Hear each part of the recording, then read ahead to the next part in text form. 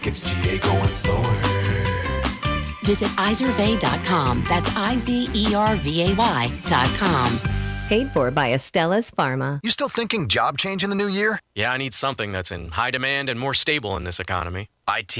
Yeah, cybersecurity, maybe even AI. That's what I did. Really? How? Went to My Computer Career. You don't need any prior experience, and you could start your new career in a matter of months. A lot of IT pros go to school there, too, to level up. Sweet. Are classes online or on campus? Both. Wow, I'll check it out. Thanks. Make this your year. Take the free career evaluation now at mycomputercareer.edu. Financial aid is available for qualified students.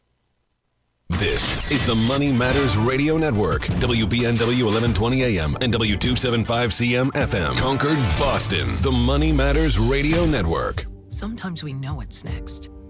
Other times, it's impossible to know. Life can change in an instant. Don't be caught standing by the next time someone's heart stops. Knowing CPR gives you the ability to act and takes you from bystander to lifesaver. CPR is a life-saving skill. Join the nation of lifesavers today by learning CPR at heart.org/nation. National support for CPR education provided by Elevance Health Foundation. This is Michael Valila, Adjutant of the Disabled American Veterans Department of Massachusetts. We pride ourselves on being able to support veterans in their time of greatest need, ensuring they receive the protections they deserve. For over 100 years, the DAV of Massachusetts has helped thousands of veterans with housing, transportation, and medical assistance, and you can help too. Please visit dav5k.boston and make a donation today. That's dav5k.boston. Hi, this is Chuck and Mike from the Armstrong Advisory Group, and our guide this month is titled Understanding Medicare, Essential Questions Answered. Mike, first one that most people have, how do you actually become eligible for Medicare? Vast majority of us, you turn 65, and there's a special window that becomes open to you when you are turning 65 for you to sign up for Medicare. And important here because you really do have to sign up. Even if you might not be using the coverage in the way you planned, there's a 7-month window, 3 months before the month you were born, 3 months after, and the month of your birth that you have to sign up for Medicare, and you need to get in there and do so. Otherwise, if you're disabled, you are potentially eligible for Medicare, but for most of us, it's that 65th birthday. What are the different parts of Medicare, actually? Yeah, so the Part A basic piece is just your hospital insurance coverage. Most people don't pay for this. This is part of the benefits, and it'll cover inpatient hospital stays, skilled nursing facility care, etc. Hospice care, for example, is in there. Then you get into parts B, C, and D, and that's where you get into more complex stuff. But your Part B is your medical insurance. Part C is your Medicare Advantage plans, and then Part D is an important one when you're retired as well, your prescription drug coverage, and that's where getting a professional involved there to help you consult on what you might need given your specific health needs is important. The guide is titled Understanding Medicare, Essential Questions Answered, and it discusses these topics as well as a host of other ones. How do you request it? Call 800-393-4001. That phone number again to request the guide is 800-393-4001 for the guide Understanding Medicare, Essential Questions Answered. The proceeding was paid for by Armstrong Advisory Group, a registered investment advisor. Nothing in the ad or in any Armstrong guide is specific financial, legal, or tax advice. Consult your own financial, tax, and estate planning advisors before making any investment decisions. Armstrong may contact you to offer investment advisory services. Estate and asset protection are the keys to a successful retirement. Cushing & Dolan's new guide is called Back to the Basics. It contains a simple blueprint that will help you create a retirement plan that protects your assets from probate and the nursing home, while also giving you guidance about how to create your will and set up your beneficiaries so that your family's financial security is intact as you get older. If you haven't done your planning yet, or need a second look at your existing plan, call Cushing & Dolan today at 866-848-5699 and ask for their new guide called Back to the Basics. There are many necessary elements that you'll need to include to give you the peace of mind you want as you prepare for your later years. That number again is 866-848-5699. Or you can request the guide online at legalexchangeshow.com. The proceeding was paid for and the views expressed are solely those of Cushing & Dolan. Cushing & Dolan and or Armstrong Advisory may contact you offering legal or investment services. Cushing & Dolan and Armstrong Advisory do not endorse each other and are not affiliated. The calendar is turned and the cold is here to stay. So now's the perfect time to plan that getaway to the U.S. Virgin Islands. Act now and take advantage of a special promotion to St. Croix. Experience a vibe like no other and receive a $250 per person airfare credit and a free hotel night when you book a 5-night minimum stay with any participating hotel before June 30th, 2025. St. Croix is known for its incredible history and spectacular architecture, along with world-class cuisine, incredible golf courses, and a wide variety of water sports. From the moment you arrive, you'll fall naturally in rhythm with the heartbeat of the islands. There's no money to exchange, and travel from New England could not be easier. America's Caribbean paradise is waiting for you. Experience a vibe like no other on the island of St. Croix. Go to visitusvi.com and use the code VIBE2025 for more information and book your trip today. That's visitusvi.com and code VIBE2025.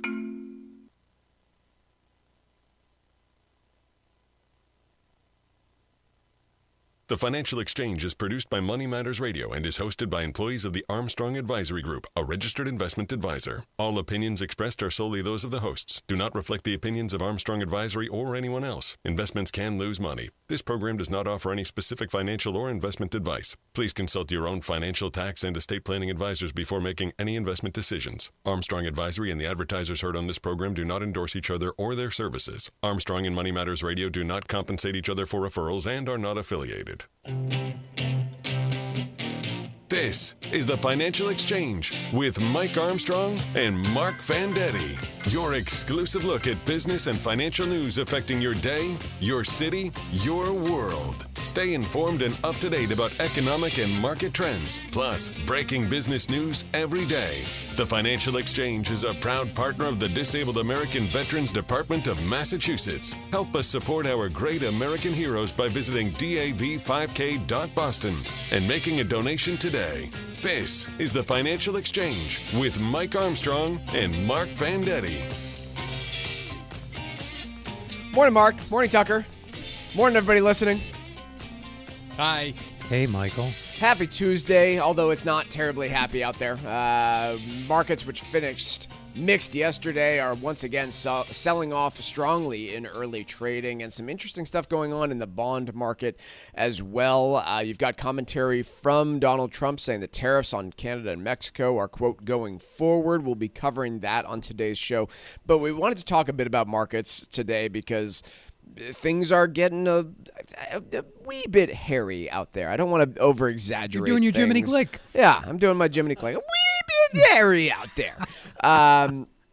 Markets reached all-time high. The S&P 500 did on February 19th, where we sat at 61.44. We're now down, what's the total on this? Down to 59.48, a few hundred points on the S&P 500, and representing.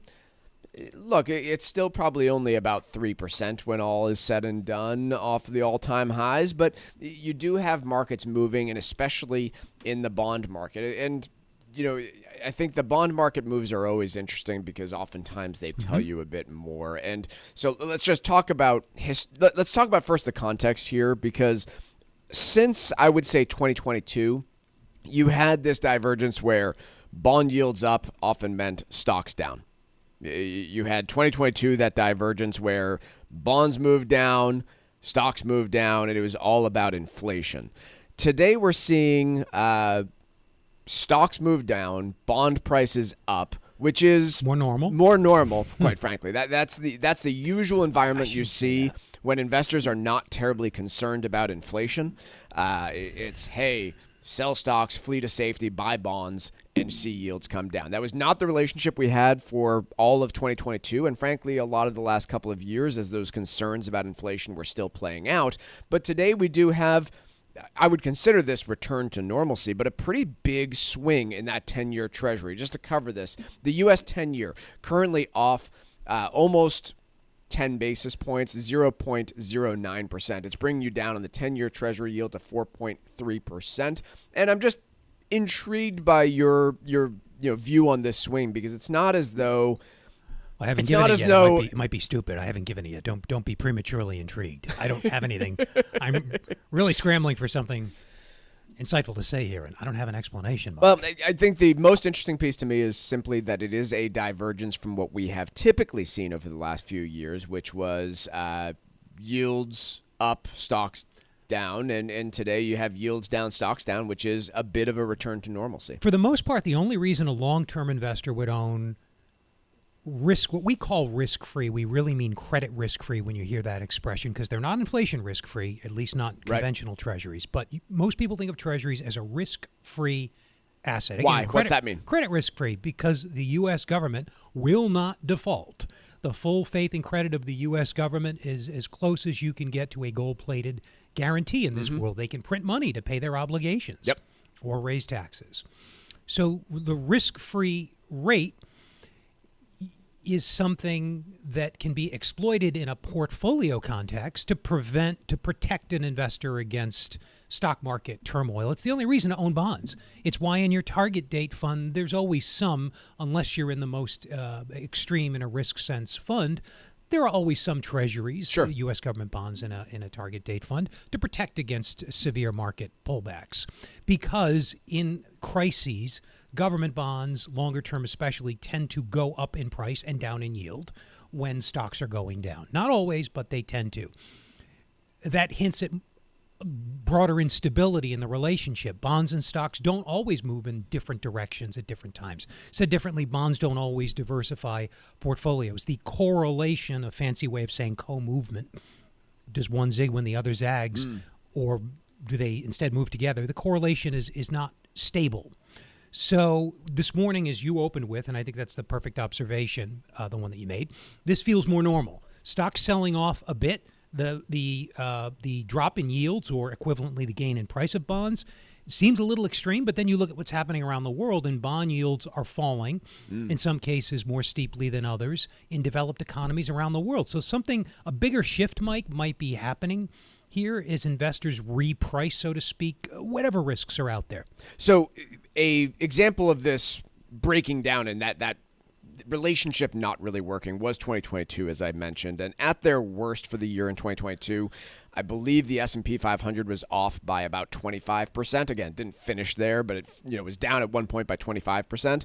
And the global, or the U.S. bond index that we track pretty regularly was down about 15% at their worst, as opposed to, say, 2007, 2008 time period when we were going through the Great Recession, when peak to trough S&P 500 was down somewhere in the 50% range, whereas, major indices for government bonds were up pretty substantially during that period of time. That is the more normal relationship, and that is what we are seeing on a much smaller scale today, is investors seemingly selling stocks and moving into bonds. Now, so diversification's working today. The movements on stocks are not extreme. You've got the NASDAQ down 1.25%, the S&P off 0.6%, and the Dow's basically flat. So I don't want to over-exaggerate this, and that's why the bond market being up so much and yields being down quite as substantially kind of took me for a surprise, because me too. I would more normally associate this type of yield sell-off, this type of decrease in rates,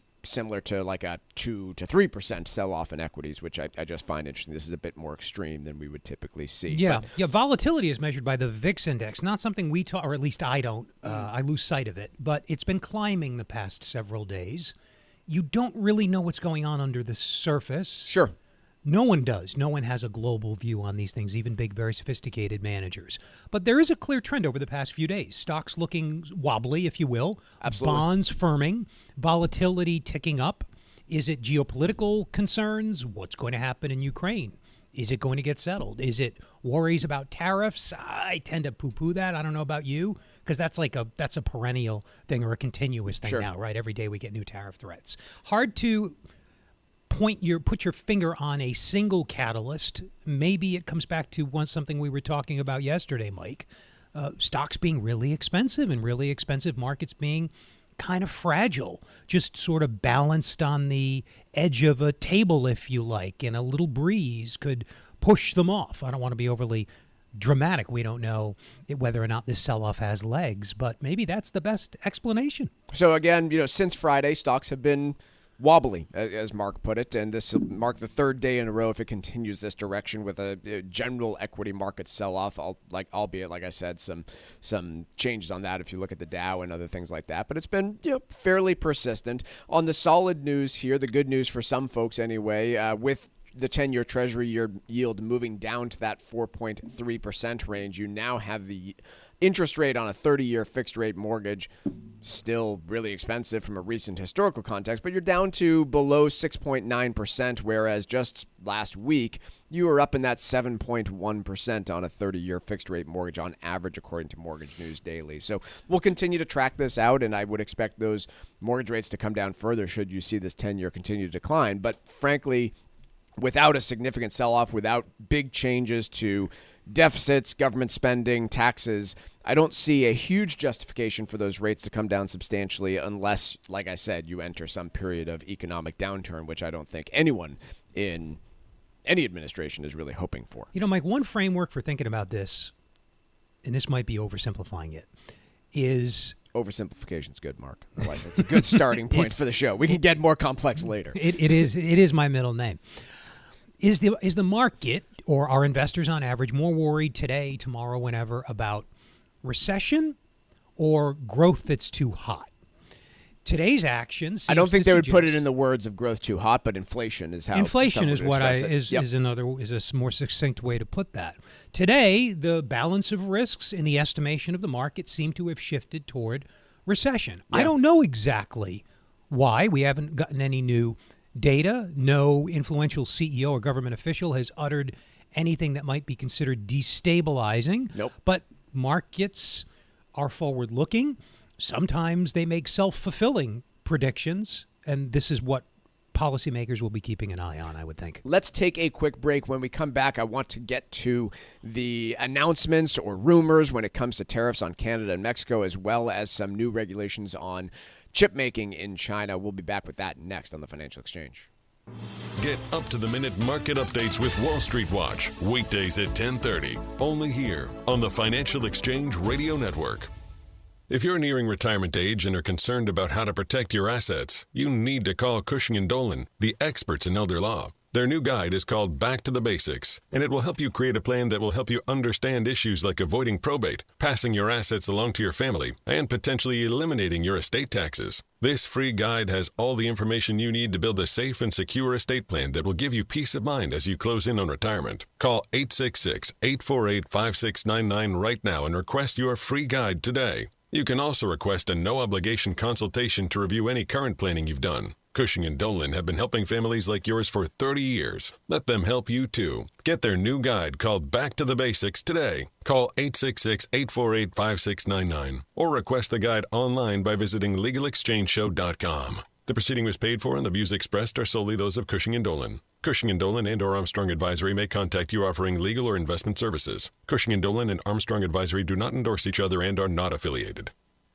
Medicare provides health coverage for millions of Americans, but it's a challenging program. Being aware of its many complexities is crucial to your health care plans for later life. Hi, this is Mike Armstrong from the Armstrong Advisory Group, and our new guide is called Understanding Medicare, Essential Questions Answered. In it, we'll help you learn about the basics, including enrollment periods, costs, and coverage options, as well as more complicated issues like filing claims and appeals and planning for long-term care. Call us today at 800-393-4001 and request your free guide today. There are many resources available to help you understand your options and rights under Medicare. Ask for our free guide and learn more so that you can make the most informed decisions for your health care. And you can get it by calling 800-393-4001. Again, that number is 800-393-4001. The proceeding was paid for by Armstrong Advisory Group, a registered investment advisor. Nothing in the ad or in any Armstrong guide is specific financial, legal, or tax advice. Consult your own financial, tax, and estate planning advisors before making any investment decisions. Armstrong may contact you to offer investment advisory services.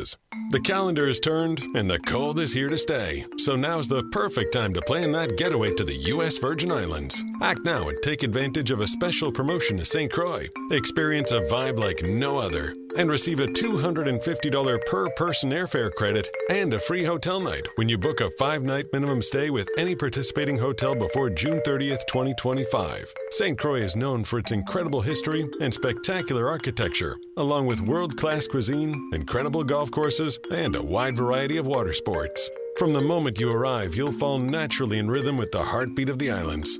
There's no money to exchange, and travel from New England could not be easier. America's Caribbean paradise is waiting for you. Experience a vibe like no other on the island of St. Croix. Go to visitusvi.com and use the code VIBE2025 for more information and book your trip today. That's visitusvi.com and code VIBE2025. Did you outgrow your timeshare and now you want out? But you can't. You can't sell it, and you can't get out of the contract. Imagine trying to get out of your mortgage. That's what a timeshare is. You can't just call up the bank and say, I don't want to pay it anymore. But we may be able to help you do just that. Listen, a timeshare maybe for you once was a great thing, but now you don't use it much. And they are not easy to get rid of. Plus, you do have to pay for it every month. Qualified timeshare owners can get out of their contract legally and permanently without ruining your credit or even filing bankruptcy. And imagine, no more mortgage payment or fees. Call the Timeshare Exit Hotline qualification line now. It's free to learn more. 800-455-7967. 800-455-7967. 800-455-7967. That's 800-455-7967. Paid for by Timeshare Defense.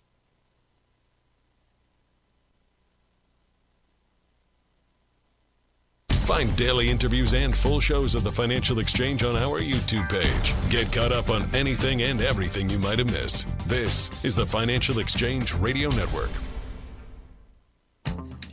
This segment of the Financial Exchange is brought to you in part by the U.S. Virgin Islands Department of Tourism. U.S. Virgin Islands are St. Croix, St. Thomas, and St. John, and if you act now, you can take advantage of a special promotion to St. Croix. Experience a vibe like no other and get a $250 per person airline credit when you book a minimum 5-night stay at participating hotels.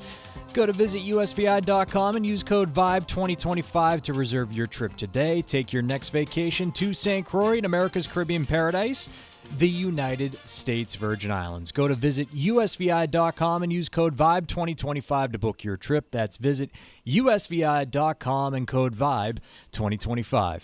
At 10 a.m. this morning, the conference board released some survey data that they took in the month of February. They did survey this data back in February, and it joins a growing list now of purely sentiment surveys that are out there that speak to growing concern about the economy. Again, we did not see anything hard data-wise saying that people are buying less stuff, that they are losing jobs, anything like that. But this joins a growing list of data from the Conference Board, the University of Michigan, and other sources speaking to people's lack of confidence in the economy right now. The board's Consumer Confidence Index slipped to 98.3 for the month. That's down nearly 7% and below the forecast for 102.3. It's the lowest rating that they've seen since June of 2024. I want to take us back a few months and just kind of remind everybody what we were looking at back in June of 2024, because if you weren't thinking about the economy in the moment, you'd probably say, well, stocks were good last year. Economy was pretty good last year. In 2024, June, we were facing a period of time where unemployment was increasing pretty rapidly. We crossed the SOM rule recession indicator sometime in June, July of that year. There was growing concern that, hey, rates are too high. We need to pull them back. Economy's slowing. Unemployment's rising. That turned out to be a bit of a blip on the radar that didn't really come to pass, and we spoke at length about that. But we just got a reading that tells you, hey, consumers, in terms of their expectations, are as pessimistic as they were back in June of 2024, when they were actually pretty pessimistic. It's also the largest single-month drop that you've seen since August of 2021. So I'm not exactly sure what to do with this data, right? I tend to, in my opinion, pretty heavily discount whenever we get soft data. And this is soft data. This is not sales. This is not unemployment surveys. This is, how are you feeling about things? And I discount that in part because certainly throughout history, but even more so over the last several decades, this has become increasingly partisan. And we've seen that in the Michigan sentiment surveys that breaks down their data, Republican versus Democrat. But this data has become increasingly partisan when it comes to when you get asked, how do you feel about the economy? We've seen it pretty consistently. During the Biden administration, Republicans were saying it's terrible. I hate it. I don't find the opportunities that I have. Inflation's too bad. And in spite of that, stocks did quite well. And today you've seen that flip where Democrats are saying inflation's going to be too high, growth is slow, and I'm worried about that. And so I am not saying that we should ignore this because I think there's a reasonable justification and assumption to say that this is causing some of the equity market sell-off that we're seeing right now. But I do also tend to discount it and say it can be an indication of something, but let's wait until we see data back this up in terms of hiring, firing, spending, other things that we can actually measure. Excuse me. I agree completely. We should prefer hard over soft data. Yep. But there's a reason why they produce soft data. 100%. So while the relationship between the data and the future value of whatever it is you're trying to forecast can change, so you have to continually update your process if you're a researcher and you're using this stuff in your forecasting. I wouldn't be quick to dismiss it without overweighting it, I guess, Mike. Am I actually saying anything? No, I don't think I am adding anything because I basically acknowledged what you said, but then said, but there's another side to that, and then didn't take a side. Is that helpful? No, I don't think it is. Don't criticize yourself. Tucker, why don't we just it was great filler. Move on. No. Well, we don't do traffic here, so occasionally I just need to drone on. No, but Mike, these things can be helpful forecasters. They can. And yeah, it's partisan, but so-called blue states are like 65% of the GDP. Right. So if they, sorry, go ahead. To your point, like if people actually believe what they are saying here and actually respond in ways that affect the economy, then it absolutely becomes self-fulfilling. does matter. Policymakers pay attention to it. Quote, look at equities, by the way. I should have brought this out. Yep. Equities are not soft, but they are tied directly to sentiment. They are the ultimate sentiment indicator because they change throughout the day, every day. They're pointing to some of the same things that some of these softer surveys are. Quote from the survey, views of current labor market conditions weakened. Consumers became pessimistic about future business conditions and less optimistic about future income. That's from the board's senior economist for global indicators. Pessimism about future employment prospects worsened and reached a 10-month high. So like we said, this survey here joins what we saw last week from the University of Michigan, reporting a larger than expected monthly decrease of nearly 10% in February, while the 5-year inflation outlook among respondents hit its highest level since 95. So again, I don't think you should or can't ignore any of this. Sorry, go ahead. But let's see how the data works out. Go ahead. Are there plausible reasons for this? Yeah, there are. People are much better informed about the impact of tariffs than I would have given them credit for. Everybody I've asked, I do my little own private polls when people will talk to me, and they seem to understand that tariffs raise prices. I'm just picturing you walking down the street, people. Excuse me, in ma'am. the grocery store. You there with the French bulldog. Yeah. How do you feel about... Go on. Get out of here, you pervert. Like, wait a second. Why am I a pervert? And then she gets into my record. And so people are aware of the implications of these policies. I'm surprised and encouraged by the logical connection between policies that are being proposed and the expectations for what effects they'll have. They all make sense to me. So speaking of policies, we said we would mention this. So the tariffs scheduled on Mexico and Canada were suspended, delayed until next Tuesday, a week from today, March 4th. When asked about this during Emmanuel Macron's visit to the United States, French President Emmanuel Macron, Donald Trump said that they are moving along very rapidly and the tariffs are on time. A U.S. official who spoke on the condition of anonymity said that the fate of those special 25% tariffs on Canada and Mexico were still to be determined and very uncertain. So my takeaway from all of this is let's not move anywhere on this until we actually see these in place and see them in place for actually a prolonged period of time, because I myself kind of bought that they were going into place a few weeks ago, and up until 10:30 a.m. on the show, we kind of thought that they were before being dissolved and suspended. And so we will see what's to come, but a week from today is the self-imposed deadline that the Trump administration is setting out for themselves when it comes to newly announced tariffs or previously announced tariffs on both Canada and Mexico. Quick break. Wall Street Watch is next.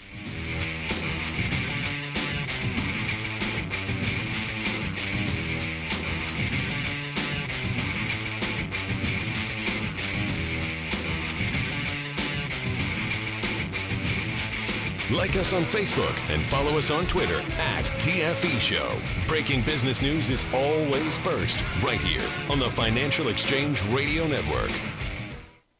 It happens all over Massachusetts. Can you tie my shoes? In every home and every community. Be careful on your bike. Learning can happen anytime, anywhere. We'll see you at practice this weekend. And no matter how learning takes place in your family's life, DESE is there as your partner. The Massachusetts Department of Elementary and Secondary Education. Never stop learning. Find out more at mass.gov/back-to-school. Sponsored by the Massachusetts Department for Elementary and Secondary Education. Are you over the age of 50? Want peace of mind and financial security for your family? Here's an important message to you from Senior Care USA. The average funeral now costs over $10,000. That leaves your loved ones the burden of paying your debts and funeral costs. Our plans start as low as $1 per day and will pay your family up to $30,000 to help pay for your funeral and other expenses. There are no medical exams, your rates will never increase, and your plan cannot be canceled, regardless of your medical conditions, as long as you make your premium payments. Get up to $30,000 in final expense insurance. Call now for free information. Just answer a few simple questions and get approved right over the phone in just a few minutes. Call right now. Call 800-378-3818, 800-378-3818, 800-378-3818. That's 800-378-3818. Hi, I'm Michael Valila, Adjutant of the Disabled American Veterans Department of Massachusetts. The DAV of Massachusetts provides thousands of hours of voluntary services at our VA medical centers and soldiers' homes and is the only DAV department in the country to lead a veterans housing initiative for both single veterans and those with families. These programs are critical to serving our veterans in their time of need. You can help our great American heroes by making a donation today. Please visit dav5k.boston. That's dav5k.boston.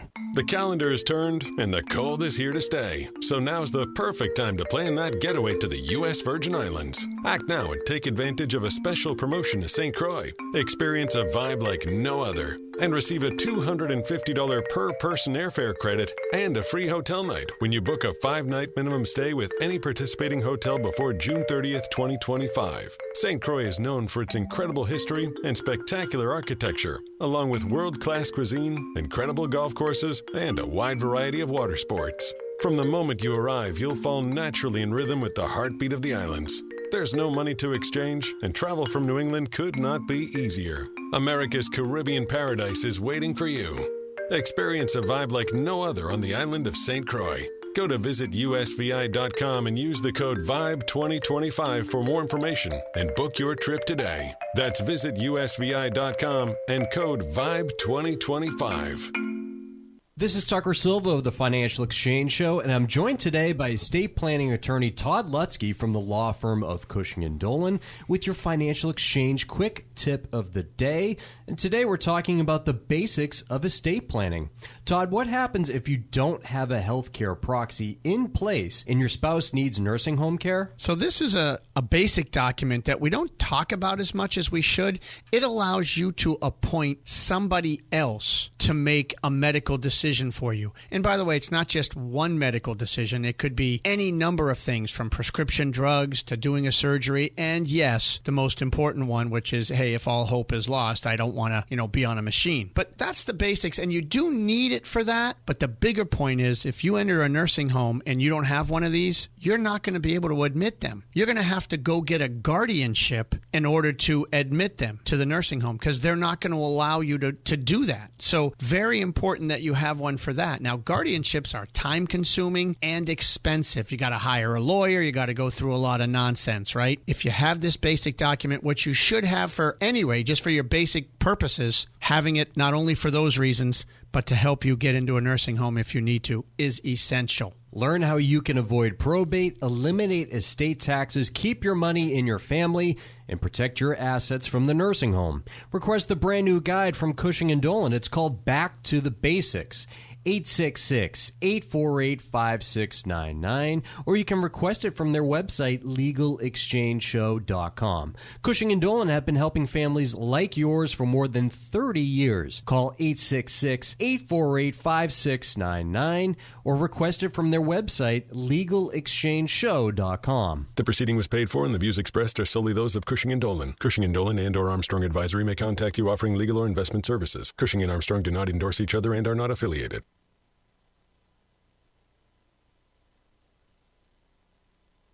Time now for Wall Street Watch. A complete look at what's moving markets so far today, right here on the Financial Exchange Radio Network. Looks like we got a little bit of a sell-off so far this morning as weaker than expected consumer confidence numbers came in at 10 o'clock this morning, and there's also increased uncertainty around tariffs among investors. Wall Street's also reacting to more retailer earnings this morning from Home Depot. At the moment, the Dow is down by 0.3% or 129 points. S&P 500 is down just over 1% or 60 points.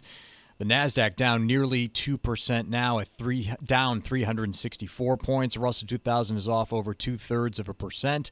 10-year Treasury yield down by 10 basis points so far today at 4.28%, and crude oil down just over 2% lower, now at $69.21 a barrel. Ahead of the opening bell, Home Depot reported fourth quarter earnings that narrowly beat street estimates despite elevated interest rates and housing prices impacting consumer demand for larger remodels and pricier projects. The home improvement retailer also posted positive comparable sales following 8 straight quarters of declines. Home Depot up by 3%. Meanwhile, at its first investor day in 4 years, PayPal said Venmo will play a key part in their turnaround effort. CEO Alex Chriss, who joined the digital payments company in the fall of 2023, told investors that it will focus on expanding Venmo's role in digital commerce, where Venmo can top $2 billion in revenue by 2027. PayPal, however, retreating by 3%. Elsewhere, Hims and Hers sinking by 28% after the telehealth company said it would stop selling an alternative to Novo Nordisk weight loss drugs Wegovy and Ozempic.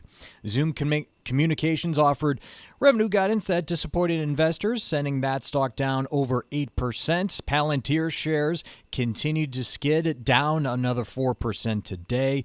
The data analytics company stock has sold off over the past 4 sessions. And Unilever shares down by 1% after the consumer goods giant announced CEO Heinz Shoemaker would step down after less than 2 years on the job. Current CFO Fernando Fernandez is set to take his place leading the company. I'm Tucker Silva, and that's Wall Street Watch. That's a solid name. Great name. I was just thinking the same thing. What does he lead? Sorry, I didn't. CFO. Yeah. Unilever is the company. Top notch. Fernando Fernandez. I really like that name. So since Wednesday's close, we've seen the S&P 500 now sell off by 3.6%, and I'm just taking a look at what sort of information we received since Wednesday of last week and what might be driving this. There were no massive earnings reports that came out. None of the none of the biggest 10 stocks in the S&P 500 reported. Primarily, what you saw here in terms of data, jobless claims that didn't really indicate much of anything. Philly manufacturing survey, nobody pays attention to. The big piece was obviously what we talked about. The consumer sentiment survey on Friday came out worse than expected. And then today you did have the conference board's sentiment survey, which, again, worse than anticipated. And so when I'm looking at this type of thing, I'm wondering in my mind, okay, what, if anything, could reconfirm some of this and send markets lower, or reverse course on it and send markets higher, other than just people saying, hey, buyer's market, let me jump in here, which also does happen. You don't need new data or new information to change people's perspectives. Go ahead. Sentiment And the ultimate leading indicator, it's not always right, but the ultimate in terms of frequency and the speed with which it gets updated is the stock market, which is why it is part of leading indices and has been for 100 years. The next runner-up is the soft stuff, Mike, because of the frequency. We only get GDP quarterly, and then it gets revised over a period of 3 months. Yeah, we get a revision on Thursday of this week, in fact. And so you're always looking backwards. Right. And by that time, it's ancient history.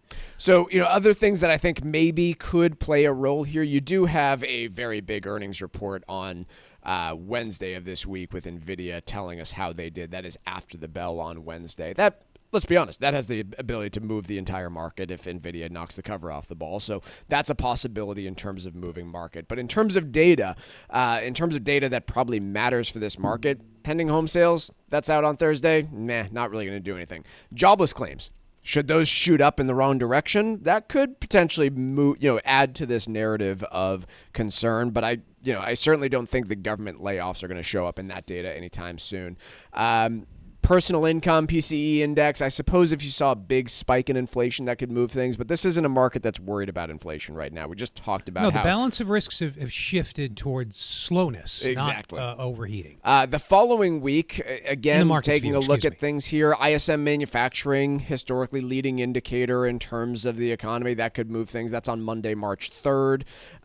We will then get a jobs report on Friday, March 7th. And that would be, I think, the first big data point that I can look at in terms of hard data that I could say, if this moves, let's say we get a big job creation number or a big job loss number, I think that could confirm or reverse the thought process on this market sentiment right now. You just have to keep in mind that, and I know you know this, but we need to keep in mind that joblessness is a lagging indicator. It reflects decisions made 3 and 6 months ago. So 100%. It'll be a while before that registers a problem. The most current, the most immediate snapshot we get is the stock market. I know I'm repeating myself here, but followed by sentiment. This other stuff, GDP, is a coincident indicator, but it's somewhat backward looking because of the revisions. Yeah, I would call weekly jobless claims pretty close. Those are those might have a little bit of forecasting value in them because of just think of frequency and yep.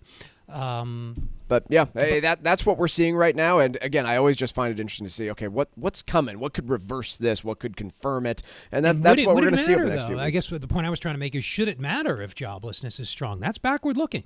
Should it matter if GDP is revised upward by a couple of tenths of a percent? Maybe not, but market participants like good news. Yeah. And it can be enough to shift sentiment. So we will see. Yeah, there is that feedback between sentiment and the hard data, 100%. Which makes all this very confusing and interesting. The Trump team is seeking to toughen Biden's chip controls over China. So in the waning days of the Biden administration, they kind of handed off a playbook. There was a handshake agreement between the Biden administration and the Dutch over limiting gear maintenance in China. If you're not familiar, the pretty much only company that provides manufacturing equipment for semiconductors is a Dutch company that pretty much has a monopoly on the equipment and has years-long back orders. But if they don't maintain that equipment in China, for instance, over a course of a few months or years, it becomes incredibly difficult for the Chinese to continue to produce.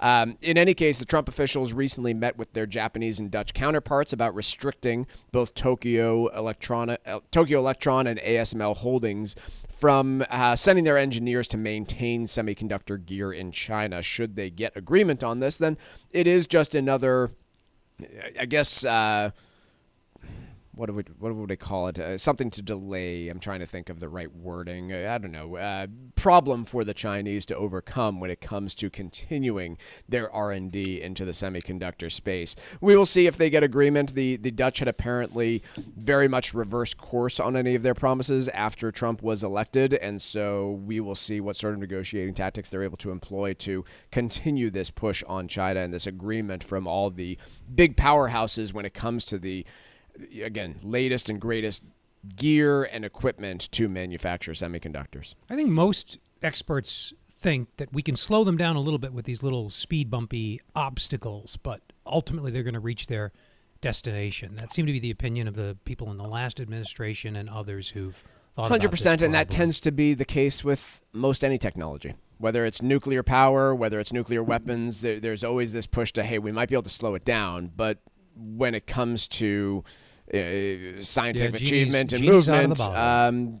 it tends to move forward, and it's very difficult to prevent that. See nuclear restrictions in Iran, for example. It's just very, very difficult to slow progress when it comes to technological understanding and innovation. Let's take a quick break. When we come back, let's focus a little bit more on on Chinese manufacturers, specifically speeding up their efforts to dodge what they assume will be the latest Trump tariffs. That's next here on the Financial Exchange. Text us at 617-362-1385 with your comments and questions about today's show, and let us know what you think about the stories we are covering. This is the Financial Exchange Radio Network. This is Michael Valila, Adjutant of the Disabled American Veterans Department of Massachusetts. The DAV of Massachusetts has helped me and countless others adjust to civilian life through a variety of incredible programs. Through our local Veterans Assistance Program, we provide necessary services to veterans and their communities, such as food shopping, landscaping, and companionship, but we need your support. You can help by making a donation today. Please visit dav5k.boston. That's dav5k.boston. Oh, what a night. Join me on Sunday, March 2nd for the 29th annual Ellie Fund Red Carpet Gala at the Omni Boston Seaport Hotel. Hi, this is Candy O'Terry, honored to accept the Ellie Fund's Ellie Popkin Award with WCVB's Karen Holmes Ward from this beloved nonprofit devoted to breast cancer patients and their families. EllieFund.org, that's EllieFund.org, and don't forget to wear pink. If you're nearing retirement age and are concerned about how to protect your assets, you need to call Cushing & Dolan, the experts in elder law. Their new guide is called Back to the Basics, and it will help you create a plan that will help you understand issues like avoiding probate, passing your assets along to your family, and potentially eliminating your estate taxes. This free guide has all the information you need to build a safe and secure estate plan that will give you peace of mind as you close in on retirement. Call 866-848-5699 right now and request your free guide today. You can also request a no-obligation consultation to review any current planning you've done. Cushing & Dolan have been helping families like yours for 30 years. Let them help you, too. Get their new guide called Back to the Basics today. Call 866-848-5699 or request the guide online by visiting LegalExchangeShow.com. The proceeding was paid for and the views expressed are solely those of Cushing & Dolan. Cushing & Dolan and or Armstrong Advisory may contact you offering legal or investment services. Cushing & Dolan and Armstrong Advisory do not endorse each other and are not affiliated. The calendar is turned and the cold is here to stay. So now's the perfect time to plan that getaway to the U.S. Virgin Islands. Act now and take advantage of a special promotion to St. Croix. Experience a vibe like no other and receive a $250 per person airfare credit and a free hotel night when you book a 5-night minimum stay with any participating hotel before June 30th, 2025. St. Croix is known for its incredible history and spectacular architecture, along with world-class cuisine, incredible golf courses, and a wide variety of water sports. From the moment you arrive, you'll fall naturally in rhythm with the heartbeat of the islands. There's no money to exchange, and travel from New England could not be easier. America's Caribbean paradise is waiting for you. Experience a vibe like no other on the island of St. Croix. Go to visitusvi.com and use the code VIBE2025 for more information and book your trip today. That's visitusvi.com and code VIBE2025. Hey, listen, are you a 50-year-old person looking for term life insurance? Then you need to talk to Bob. Bob specializes in helping people find $1 million or more of term life insurance for a couple of $100 a month. Look, you need to know there's a price war in the term life insurance business, and you may be paying too much. Call Bob, and he'll shop and see how much money he can save you. Look, this could be the last term life insurance policy you ever have. Your rates are guaranteed for the next 20 years. That's right, guaranteed level rates for the next 20 years. And if you're a smoker or your health is not perfect, Bob has great rates for you too. So for $1 million of term life insurance coverage for a couple of $100 a month, call Bob right now. 800-965-7987. 800-965-7987. 800-965-7987. That's 800-965-7987. Paid for by Term Direct.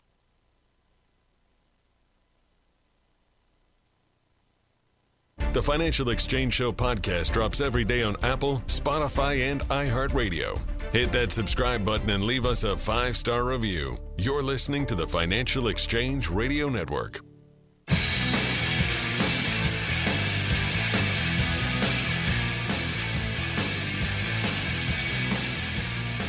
There's a piece from the Wall Street Journal. Nvidia had a rough start to 2025. Investors still love the stock. I want to focus on that word love when it comes to stocks for a moment here. But to define the trouble that they've had, the rough start that they've had so far this year, Nvidia stock at the moment down about 15.5% from their all-time highs that were reached back on January 6th of this year, and year to date, the stock's only down about 8.5%, but again, from that peak to trough, down about 15%. And again, I want to focus on that word love, because that is a word that, in my mind, belongs nowhere near your investment portfolio, and is again, kind of dangerous. We talk about emotional investing all the time, but I see it time and time again where, whether you want to use the word love or infatuation or just excitement about a company, you see people make money on companies and then really have a tough time letting go because they believe that something can repeat itself, that every company is going to be the next Amazon, the next Facebook, Meta, the next great big success story out there, and just refuse to let go. And I think that is something that is very understandable, why somebody would fall in love with a stock like Nvidia and be attached to the story, attached to the CEO, attached to some part of it, but have a very difficult time with how to digest all of that. And I don't know that you have much to add on that, Mark, or not, but like the word love belongs nowhere near your investment No, I have nothing portfolio. to add on the subject of love. I will point out, though, that even professional investors, people who run money for pension funds, endowments, they run hundreds of millions of dollars, they make tens of millions a year, fall into this trap, which is why they have internal committees where they aggressively challenge each other's, even very senior portfolio managers get the best firms. People like Fidelity and Wellington and others in town here and in Boston, for example. They have smart people. They have Monday morning meetings. Challenging other people's views. Trying to poke holes in their what they call theses, their ideas. Why do you want to own this? What if this goes wrong? What if that goes wrong? It's tough to do that to yourself for the most part. If your spouse doesn't share your or significant other doesn't share your interests, you have no sounding board. I think that's where it gets dangerous. No one's able to sort of grab you by the lapels and shake you out of your infatuated stupor with induced by your obsession with a company, and that's the big problem to me. Yeah. So what's the lesson here? The lesson is emotional investing is universally and always bad investing. You're starting at a disadvantage, most individual investors, right? You, by default, probably do not have that sounding board that Fidelity and other big players have to say, hey, here's my idea, here's my thesis. What's wrong with it? What am I missing? What's stupid about this idea? And so if you get caught up further to say, oh, now emotion's playing a role, or, another one we see commonly, letting the tax tail wag the dog, right? Saying, well, I can't possibly sell my holdings because look at the massive tax bill I would incur.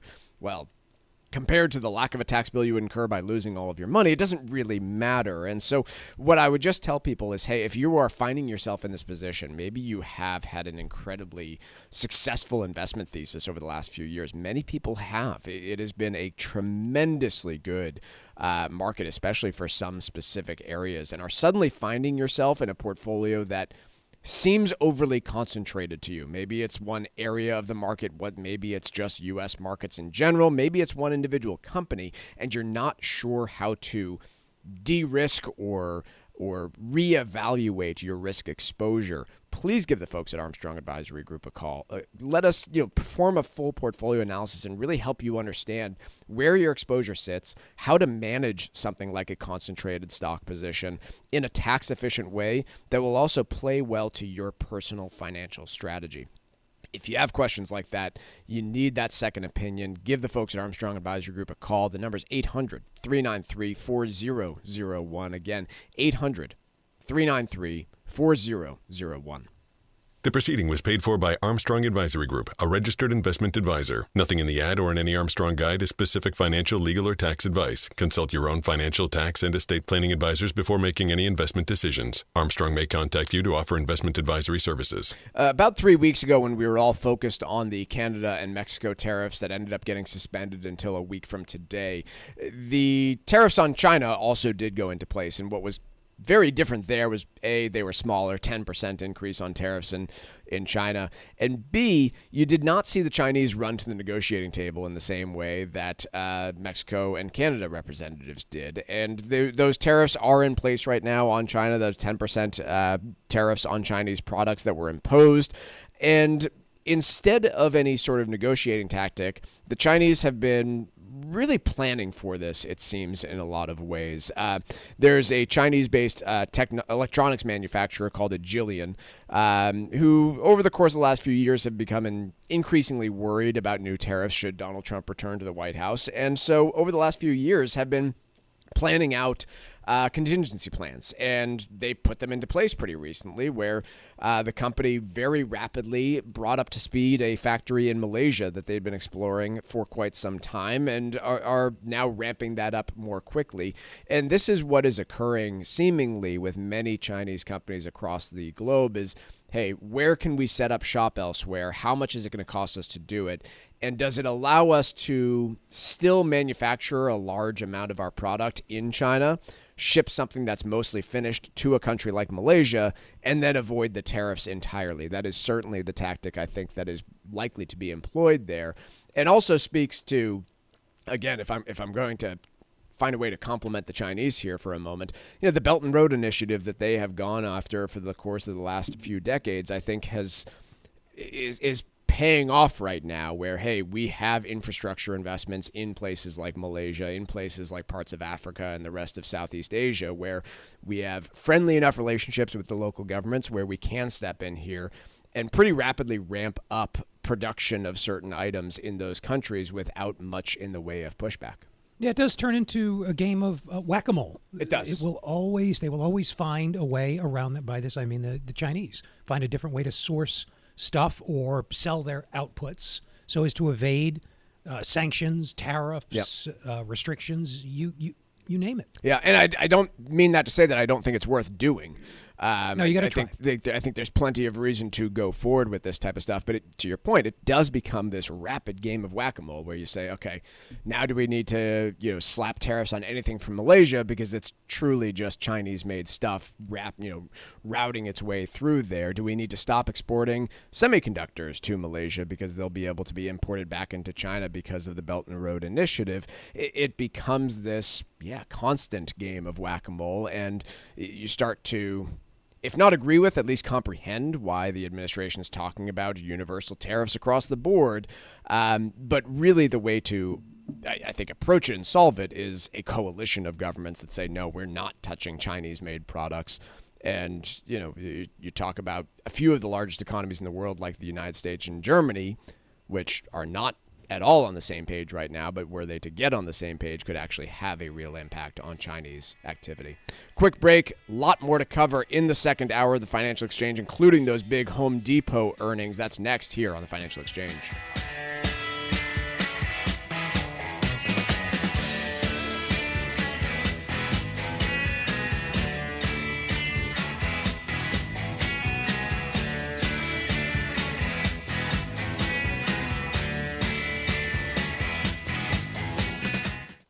Let's talk LDL.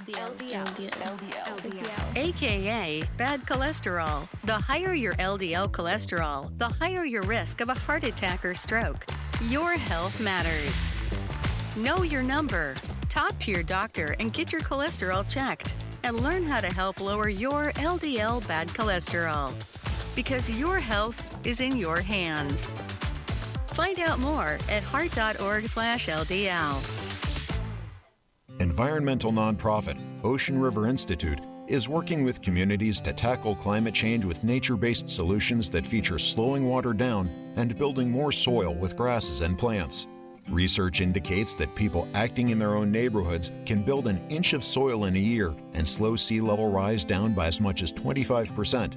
Please visit oceanriver.org for more information on opportunities to make a difference and go the distance for savvy stewardship of a greener and bluer planet Earth. Did you outgrow your timeshare and now you want out? But you can't. You can't sell it, and you can't get out of the contract. Imagine trying to get out of your mortgage. That's what a timeshare is. You can't just call up the bank and say, I don't want to pay it anymore. But we may be able to help you do just that. Listen, a timeshare maybe for you once was a great thing, but now you don't use it much, and they are not easy to get rid of. Plus, you do have to pay for it every month. Qualified timeshare owners can get out of their contract legally and permanently without ruining your credit or even filing bankruptcy. And imagine, no more mortgage payment or fees. Call the Timeshare Exit Hotline qualification line now. It's free to learn more. 800-455-7967. 800-455-7967. 800-455-7967. That's 800-455-7967. Paid for by Timeshare Defense. This is the Money Matters Radio Network. WBNW 1120 AM and W275 CM FM.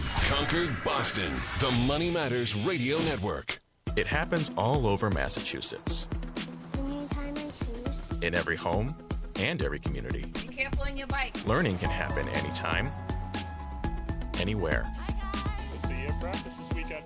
And no matter how learning takes place in your family's life, DESE is there as your partner. The Massachusetts Department of Elementary and Secondary Education. Never stop learning. Find out more at mass.gov/back-to-school. Sponsored by the Massachusetts Department for Elementary and Secondary Education. Hey, listen, are you a 50-year-old person looking for term life insurance? Then you need to talk to Bob. Bob specializes in helping people find $1 million or more of term life insurance for a couple of $100 a month. Look, you need to know there's a price war in the term life insurance business, and you may be paying too much. Call Bob, and he'll shop and see how much money he can save you. Look, this could be the last term life insurance policy you ever have. Your rates are guaranteed for the next 20 years. That's right, guaranteed level rates for the next 20 years. And if you're a smoker or your health is not perfect, Bob has great rates for you too. So for $1 million of term life insurance coverage for a couple of $100 a month, call Bob right now. 800-965-7987. 800-965-7987. 800-965-7987. That's 800-965-7987. Paid for by Term Direct. The calendar is turned and the cold is here to stay. So now's the perfect time to plan that getaway to the U.S. Virgin Islands. Act now and take advantage of a special promotion to St. Croix. Experience a vibe like no other and receive a $250 per person airfare credit and a free hotel night when you book a 5-night minimum stay with any participating hotel before June 30th, 2025. St. Croix is known for its incredible history and spectacular architecture, along with world-class cuisine, incredible golf courses, and a wide variety of water sports. From the moment you arrive, you'll fall naturally in rhythm with the heartbeat of the islands. There's no money to exchange, and travel from New England could not be easier. America's Caribbean paradise is waiting for you. Experience a vibe like no other on the island of St. Croix. Go to visitusvi.com and use the code VIBE2025 for more information and book your trip today. That's visitusvi.com and code VIBE2025. This is Michael Valila, Adjutant of the Disabled American Veterans Department of Massachusetts. We focus on the people returning from service, not their specific illness or injury. Our number one goal is to make sure our veterans have the necessary services they need, be it physical, emotional, or financial, so that their transition can be seamless. You can help our great American heroes as well by making a donation today by visiting dav5k.boston. That's dav5k.boston. Protecting your assets is the key to a sound estate plan. Cushing & Dolan's new guide is called Back to the Basics, and in it, you'll learn how to protect your assets from probate and potentially eliminate your estate taxes. Call 866-848-5699 right now and ask for your free guide today. That's 866-848-5699, or request the guide online by visiting LegalExchangeShow.com. The proceeding was paid for and the views expressed are solely those of Cushing & Dolan. Cushing & Dolan and or Armstrong Advisory may contact you offering legal or investment services. Cushing & Dolan and Armstrong Advisory do not endorse each other and are not affiliated.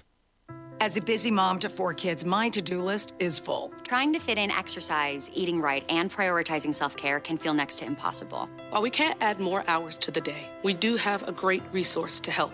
Go Red for Women has easy tips, tools, and information to help you and your family live a healthier life. So to all the moms, the aunts, grandmothers, and amazing women out there doing it all, visit goredforwomen.org/momlife today. You take care of them, Go Red for Women will take care of you.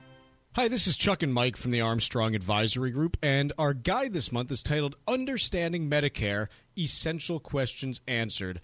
Mike, first one that most people have: how do you actually become eligible for Medicare? Vast majority of us, you turn 65, and there's a special window that becomes open to you when you are turning 65 for you to sign up for Medicare. And important here because you really do have to sign up. Even if you might not be using the coverage in the way you planned, there's a 7-month window, 3 months before the month you were born, 3 months after, and the month of your birth, that you have to sign up for Medicare, and you need to get in there and do so. Otherwise, if you're disabled, you are potentially eligible for Medicare, but for most of us, it's that 65th birthday. What are the different parts of Medicare, actually? Yeah, so the Part A basic piece is just your hospital insurance coverage. Most people don't pay for this. This is part of the benefits, and it'll cover inpatient hospital stays, skilled nursing facility care, etc. Hospice care, for example, is in there. Then you get into Parts B, C, and D, and that's where you get into more complex stuff. But your Part B is your medical insurance. Part C is your Medicare Advantage plans, and then Part D is an important one when you're retired as well, your prescription drug coverage, and that's where getting a professional involved there to help you consult on what you might need given your specific health needs is important. The guide is titled Understanding Medicare, Essential Questions Answered, and it discusses these topics as well as a host of other ones. How do you request it? Call 800-393-4001. That phone number again to request the guide is 800-393-4001 for the guide Understanding Medicare, Essential Questions Answered. The proceeding was paid for by Armstrong Advisory Group, a registered investment advisor. Nothing in the ad or in any Armstrong guide is specific financial, legal, or tax advice. Consult your own financial, tax, and estate planning advisors before making any investment decisions. Armstrong may contact you to offer investment advisory services.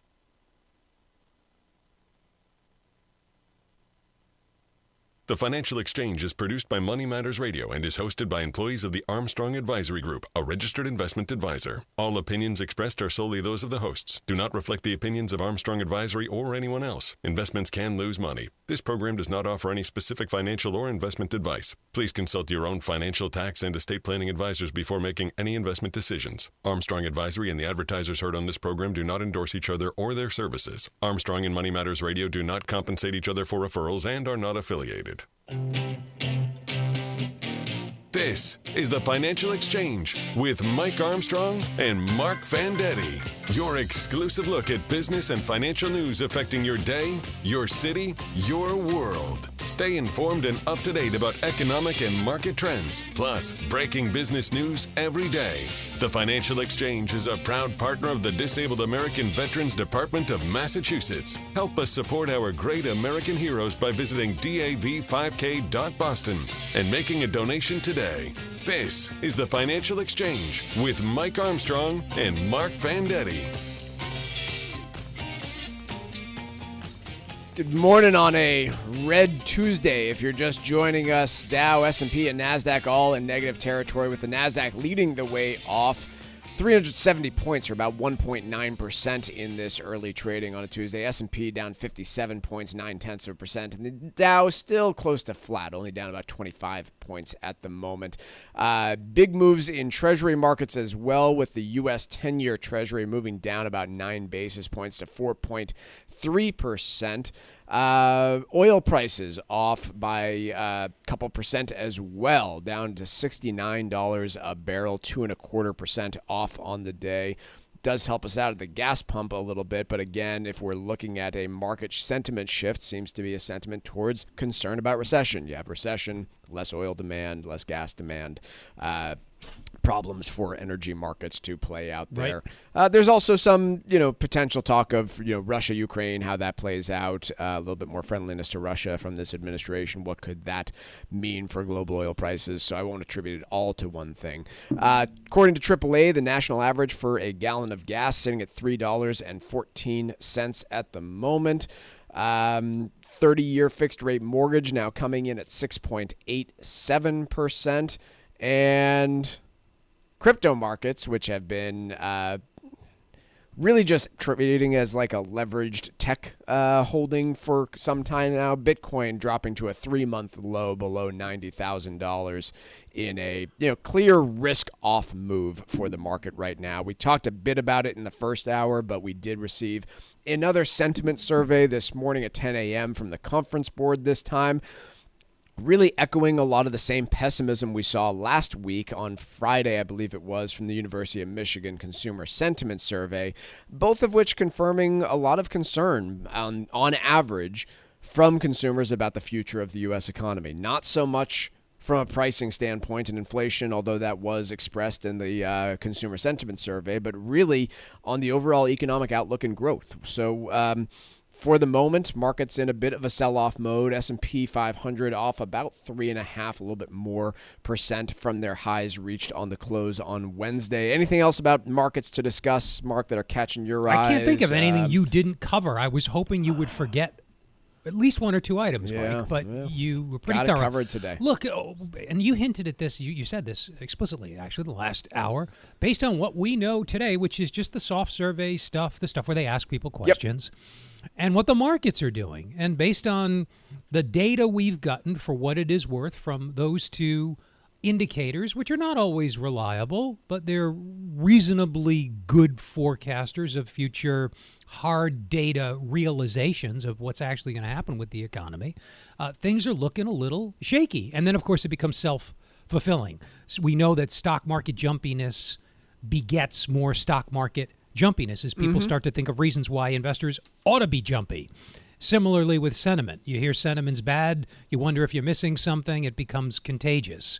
The question is, at what point do policymakers, if indeed this snowballs, to what point do policymakers have to step in to try to staunch the contagion? We're not anywhere near that point. No, we're off 3.5% from all-time highs, right? We're nowhere near that level, but this is an administration that talks a lot about the stock market, talks a lot about interest rates, and they are going to be responding to this sort of thing. I would think so. So how long before he loses? Of course, they'll blame the Fed. How long before they start to put this is a little bit rhetorical, before they start to put pressure on the Fed to, quote, do something? Yeah. I don't think it's going to take very long, Mike. In fact, that tweet may have already been issued this morning. Likely not, and there will likely be mounting pressure, but it's not as though it's coming at a time when rates are moving up, right? You do have markets responding kind of logically here, which is stocks are selling off, bond yields coming down, people buying treasuries, bringing yields lower, bringing down mortgage rates, which is kind of expressly what Scott Bessent, the Treasury Secretary, and Donald Trump have wanted to see, which is lower mortgage rates. And they're getting it right now, but they're getting it in hand with lower stock prices as well, which nobody likes to see. Home Depot reported earnings this morning prior to the bell. Earnings per share came in a cent more than expected, $3.02 per share versus $3.01 expected. Revenue, likewise, right in line with expectations. Early market tradings, shares were moving down a little bit, but have since recovered and are currently up about 3.5% in early trading. Home Depot, always interesting to look at, not only because it's a massive retailer that everyone in this country has probably stepped into at some point or another, but they do service the contractor universe pretty substantially, home builders and contractors, a massive portion of their business.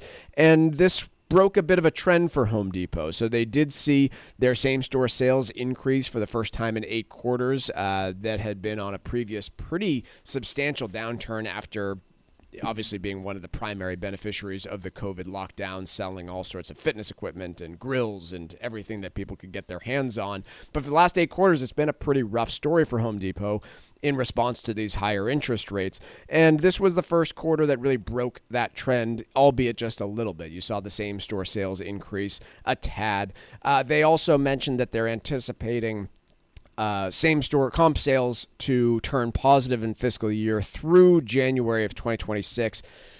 but only slightly. Rising about 1% is the expectation for the new year. Their chief financial officer, Richard McPhail, mentioned in an interview that they are seeing now customers actually getting used to the new rate environment and kind of considering it a new normal. And I would echo some of that. I do think that these rates are now finally setting in as the new normal. People are getting back to buying cars and financing them, financing mortgages, taking out home equity loans to some limited extent, but it does not solve the affordability problem.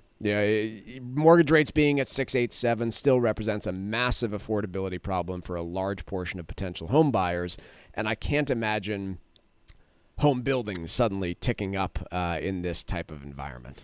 Some of the slowdown in sales that we're seeing in Home Depot and elsewhere, I think, is just a return to the pre-COVID trend line. Spending exploded during COVID. We all know this. We were loaded up with stimulus. People were flush with cash and had nothing to. We couldn't do stuff outside the house, so we all did little home improvement projects, I guess. Everybody bought a Solo stove. How many people Remind me what those when are? you remember the smokeless aluminum drums that you burn wood outdoors in? It's called a Solo stove, and I remember Snoop. Yeah. Said that he was going smokeless that day after, announced that he was just becoming a sponsor of Solo Stove because they burn wood without smoke. So, yeah, it was a whole thing. And Home Depot well, I lost sold my a whole train of bunch of thought. them. Thank you, guys. That's terrific. No, we're back to the old, that was by intent. Like with so many, like with so many things, so many series, spending, you name it. We're getting back to the old trend line, and that's going to involve some. I guess you could just call it pain, because we went so far off track during the COVID period. Yeah, it wasn't normal for Home Depot to be growing sales at 5, 6, 7%.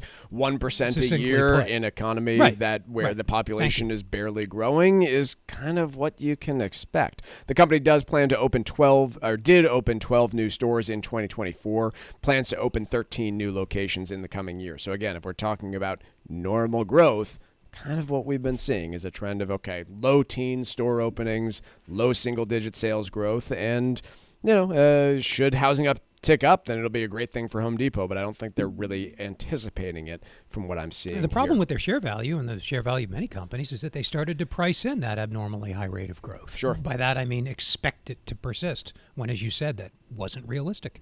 Let's take a quick break. We will see, by the way, earnings from Lowe's, the main competitor there to Home Depot, tomorrow, and then also the biggest earnings of the week coming from Nvidia after the bell tomorrow evening. Quick break.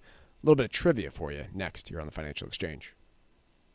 Breaking business news as it happens, only here on the Financial Exchange Radio Network. The calendar is turned and the cold is here to stay. So now's the perfect time to plan that getaway to the U.S. Virgin Islands. Act now and take advantage of a special promotion to St. Croix. Experience a vibe like no other and receive a $250 per person airfare credit and a free hotel night when you book a 5-night minimum stay with any participating hotel before June 30th, 2025. St. Croix is known for its incredible history and spectacular architecture, along with world-class cuisine, incredible golf courses, and a wide variety of water sports. From the moment you arrive, you'll fall naturally in rhythm with the heartbeat of the islands. There's no money to exchange, and travel from New England could not be easier. America's Caribbean paradise is waiting for you. Experience a vibe like no other on the island of St. Croix. Go to visitusvi.com and use the code VIBE2025 for more information and book your trip today. That's visitusvi.com and code VIBE2025. Medicare provides health coverage for millions of Americans, but it's a challenging program. Being aware of its many complexities is crucial to your health care plans for later life. Hi, this is Mike Armstrong from the Armstrong Advisory Group, and our new guide is called Understanding Medicare, Essential Questions Answered. In it, we'll help you learn about the basics, including enrollment periods, costs, and coverage options, as well as more complicated issues like filing claims and appeals and planning for long-term care. Call us today at 800-393-4001 and request your free guide today. There are many many resources available to help you understand your options and rights under Medicare. Ask for our free guide and learn more so that you can make the most informed decisions for your health care. And you can get it by calling 800-393-4001. Again, that number is 800-393-4001. The proceeding was paid for by Armstrong Advisory Group, a registered investment advisor. Nothing in the ad or in any Armstrong guide is specific financial, legal, or tax advice. Consult your own financial, tax, and estate planning advisors before making any investment decisions. Armstrong may contact you to offer investment advisory services. If you're nearing retirement age and are concerned about how to protect your assets, you need to call Cushing & Dolan, the experts in elder law. Their new guide is called Back to the Basics, and it will help you create a plan that will help you understand issues like avoiding probate, passing your assets along to your family, and potentially eliminating your estate taxes. This free guide has all the information you need to build a safe and secure estate plan that will give you peace of mind as you close in on retirement. Call 866-848-5699 right now and request your free guide today. You can also request a no-obligation consultation to review any current planning you've done. Cushing & Dolan have been helping families like yours for 30 years. Let them help you too. Get their new guide called Back to the Basics today. Call 866-848-5699 or request the guide online by visiting LegalExchangeShow.com. The proceeding was paid for and the views expressed are solely those of Cushing & Dolan. Cushing & Dolan and or Armstrong Advisory may contact you offering legal or investment services. Cushing & Dolan and Armstrong Advisory do not endorse each other and are not affiliated. Cardiovascular disease is the #1 killer of women, taking the lives of 1 in 3. That's more than all forms of cancer combined. For too long, heart disease and stroke have taken the lives of the women we love. But we're not giving up because we have something better, Stronger, more powerful. We have each other. When we come together and go red, the more power we have against our greatest health threat. Visit GoRedForWomen.org today to learn more. Let's talk LDL. AKA bad cholesterol. The higher your LDL cholesterol, the higher your risk of a heart attack or stroke. Your health matters. Know your number. Talk to your doctor and get your cholesterol checked. And learn how to help lower your LDL bad cholesterol. Because your health is in your hands. Find out more at heart.org/LDL.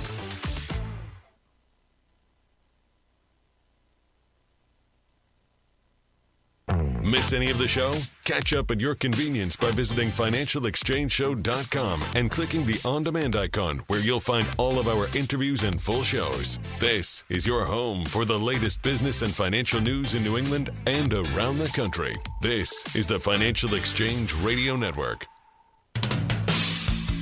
Time for trivia here on the Financial Exchange, and today would have been George Harrison's 82nd birthday. Harrison wrote many famous songs while he was a member of the Beatles, but none of those songs hit #1 on the charts. Trivia question today: how many #1 hits did George Harrison write after his time with the Beatles? Once again, how many #1 hits did George Harrison write after his time with the Beatles? Be the 5th person today to text us at 617-362-1385 with the correct answer, and you win a Financial Exchange Show t-shirt. Once again, the 5th correct response to text us at 617-362-1385 will get that t-shirt. See complete contest rules at financialexchangeshow.com. Boston Globe today has a really solid explanation of why everyone's gas bill went through the roof. And I thought it'd be worth mentioning for those listeners that live in Massachusetts. But frankly, other states are seeing a lot of the same thing. And I think it has a lot of people scratching their heads a little bit. Not me, because like I still live in the 1960s, a giant truck pulls up to my house every few weeks and fills my house with home heating oil, which is... It makes me so frustrated that I cannot get natural gas where I live. They don't have piping to my house. How often do you get deliveries? Probably pretty frequently. I don't know. I don't burn through 500 gallons every few weeks, so I guess it's probably more distant than that. But it seems that is that frequent because of how big my bills are. But nonetheless, if you're taking a look at your gas breakdown and wondering what exactly has been going on here, National Grid at least breaks your bill off of 3 different factors, and it's a source of confusion in terms of where this goes. So there's 3 different billing factors that all get multiplied by your consumption. There's gas delivery, gas supply, and then something called the distribution adjustment. So gas delivery, pretty simple. You're paying to use the pipes and all the infrastructure that these companies need to get the gas to your boiler. It also covers personnel, overhead, profit, and that factor was up a little bit, but only about 2.8% compared to last year. So that number pretty much up with inflation, as you might anticipate. Supply factor came in a little bit higher. That's the amount of gas that you actually burn. That supply factor came in at 0.85, which is 4.2% higher than last winter. Bigger increase, but not all that substantially. And then finally, this distribution adjustment. That distribution adjustment is 10 times higher than inflation. Came in at 41% higher than last winter. Where does that all go? Well, that specifically, according to National Grid themselves, includes customers' contribution to local energy and environmental programs. Have you heard of Mass Save? Probably, we all have. This is where that portion is going. And so when you take a look at your bill and figure out, where this stuff is going, a lot of it is actually going to that one single source of the Mass Save program, which is getting a 25% budget increase this year. And so it's not nat gas prices going through the roof. It's not these companies getting greedy and saying we're taking a much larger profit. It is legislators deciding, hey, we want to fund this program to offer people rebates to increase their efficiency or whatever the Mass Save program does. I know there's a lot of different features where you can get new insulation and all sorts of stuff to make your home more efficient. They pay for my thermostats every time I break one. There you go. And so you are taking advantage of the system there, but that's where a lot of this you increase get 3 a is year. going, and I didn't really know that. I didn't know that either. This is excellent reporting, as you say. So some of it was just bad timing, Mike, right? Decisions were made at under a different set of pricing circumstances. Mm-hmm. And I guess that once you put that in motion, you can't delay or reverse it. Yeah. Now would be a nice time to. And there's been a lot written about how this was really rapid. It all came during the winter, and those bills are way higher. And so the companies have put off some of these increases and lowered them in certain areas, but it's all been under the assumption that they're going to be able to bump up those prices higher in the summer when people are using less nat gas and therefore don't care as much. It's not, like I said, it's not these companies being greedy. It's the contributions to Mass Save that are actually driving these gas prices through the roof when it comes to your home heating gas. To do its job right, the Fed must see what's wrong. This is a piece from Bill Dudley, former Fed chairperson, Fed Reserve Bank president. I'm interested in your view on this stuff, Mark. I mean, he lays out a number of comments where they just had the wrong framework going into COVID, and that framework needs to be adjusted. But let's start with what that framework was, because it was seemingly one of, hey, this economy has so much capacity that we really don't need to be all that worried about inflation unless things truly start to overheat.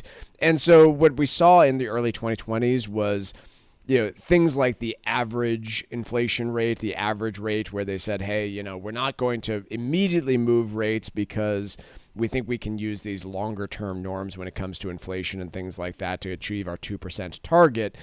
And a lot of people would say they kind of missed the boat when it came to early 2020s and their response to the COVID level of inflation that we saw. Does Bill have a point with all this? Well, sure. I think that's pretty self-evident. They blew it, and many of us did, both in overestimating, in some cases, how transitory the COVID supply and demand shocks were going to be, and also in overestimating, to be fair, how much economic pain would be required to get inflation back down. I certainly didn't realize to what extent supply chain disruptions had contributed to the spike in conventionally measured inflation. One reason why the Fed decided to switch to an average long-term rate of inflation is that the number we get from month to month is influenced by big relative price changes, food, energy, insurance premiums, up or down. So one way to filter those out is just to take a moving average or just a long-term average. Another way is to use core, which is ex-food, which one definition of which is ex-food and energy. I like, or dare I say we like here, measures that trim the outliers, median and trim mean. The Fed could have used those instead of average inflation targeting. The average inflation targeting is probably what did the Fed in. That and the strong belief that the shocks that pushed up headline inflation early on in the COVID era would reverse quickly, not just subside, but would reverse and pull inflation back down. How much of that was structural? How much of that is built into their policy document, which is what Dudley is referring to? How much of it was just bad judgment and would have, in retrospect, bad judgment, right, and would have happened under any policy framework, Mike? I honestly don't know. Yeah, and I don't think any of us really know to what degree the Fed has accepted that. How could we? We're not. And I don't know to what degree they've accepted that narrative, though, and that's... Accepted the narrative that hey, we got it wrong. Oh, I think right. I think maybe they can't admit it publicly, but that's the big question to me, because let's for a moment just say that we do see a spark of another set of inflation here, which I don't think is a sure thing in markets suppose today. Tariffs push prices up, right? What is the framework? Should we look through those? The Fed's asking. Right. There's going to be a one-time thing. These tariffs, unless we do it fitfully, it's going to be a one-time imposition. Should they look through them? Here, beforehand, I honestly don't know the answer. I tend to think they shouldn't because of the lessons of COVID, but you also don't want to overreact based on having gotten burned during that episode. It depends on expectations. Luckily, we get monthly data on that. Yeah. So I think Dudley lays out a number of reasonable arguments. I don't think we will actually know until we get another burst of inflation as to whether or not the Fed truly learned any lessons from the early 2020s. But and hopefully we don't get the inflation to have to test that theory. I think that would be my key takeaway. But there will be supply shocks, though, both favorable and unfavorable. We do need to come to grips with how to deal with noise, so to speak, in the inflation data, how to do that more effectively. Let's take a quick break. When we come back, we will have the trivia winner coming up. And then I want to talk a little bit about the Trump tax proposals that are getting battled over in Congress and what it might mean for local New Englanders here next.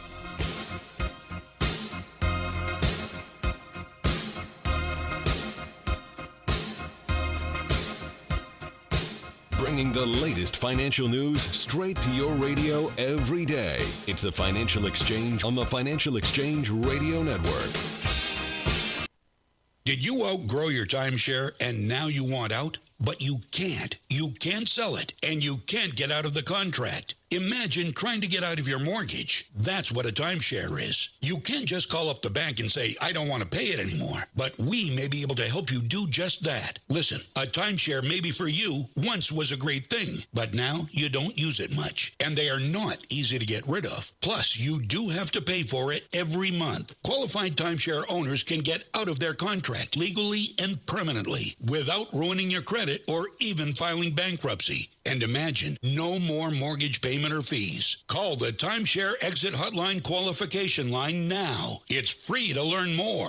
800-455-7967. 800-455-7967. 800-455-7967. That's 800-455-7967. Paid for by Timeshare Defense. Medicare provides health coverage for millions of Americans, but it's a challenging program. Being aware of its many complexities is crucial to your health care plans for later life. Hi, this is Mike Armstrong from the Armstrong Advisory Group, and our new guide is called Understanding Medicare, Essential Questions Answered. In it, we'll help you learn about the basics, including enrollment periods, costs, and coverage options, as well as more complicated issues like filing claims and appeals and planning for long-term care. Call us today at 800-393-4001 and request your free guide today. There are many resources available to help you understand your options and rights under Medicare. Ask for our free guide and learn more so that you can make the most informed decisions for your health care. And you can get it by calling 800-393-4001. Again, that number is 800-393-4001. The proceeding was paid for by Armstrong Advisory Group, a registered investment advisor. Nothing in the ad or in any Armstrong guide is specific financial, legal, or tax advice. Consult your own financial, tax, and estate planning advisors before making any investment decisions. Armstrong may contact you to offer investment advisory services.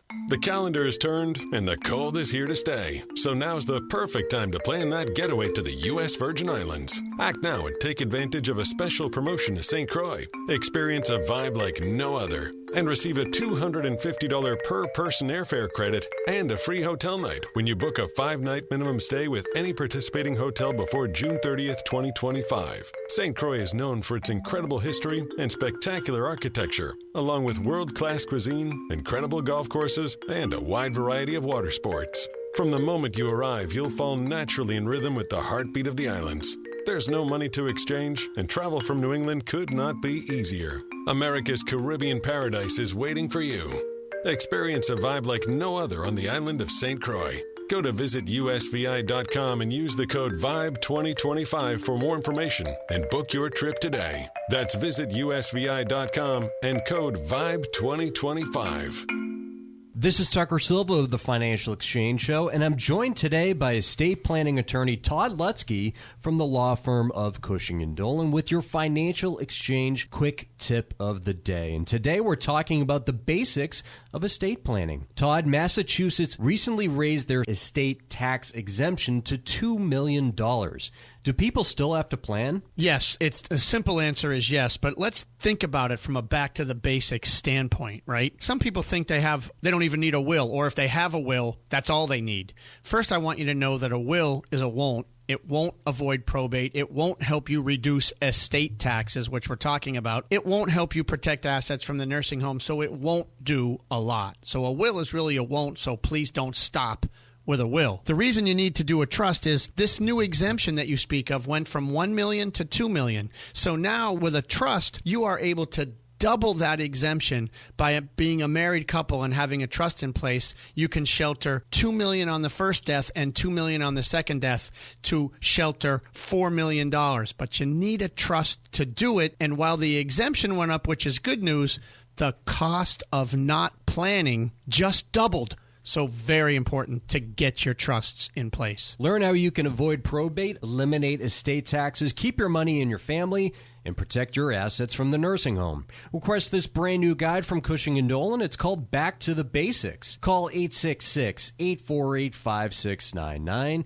or visit LegalExchangeShow.com to request it. Cushing & Dolan have been helping families like yours for more than 30 years. Once again, the phone number 866-848-5699 or request it from their website, LegalExchangeShow.com. The proceeding was paid for and the views expressed are solely those of Cushing & Dolan. Cushing & Dolan and or Armstrong Advisory may contact you offering legal or investment services. Cushing and Armstrong do not endorse each other and are not affiliated.